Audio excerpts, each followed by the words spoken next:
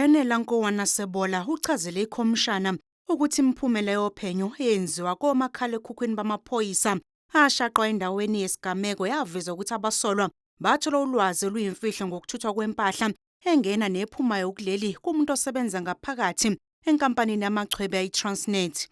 Further examination of Tumelongu's device revealed several screenshots containing communications relating to vessels, containers, and piers.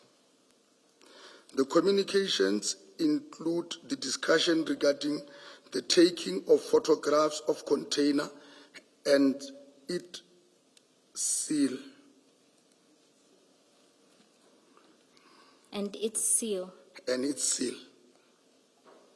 Khomishana izwe nobufakazi mayelana nokwakubonakala kungukuba manqika kwezikhulu zama-Hawks ukusiza uphiko oluphenya izenzo zamaphoyisa i-IPID ophenyweni lwayo ngokutholakala kwesidakamizwa.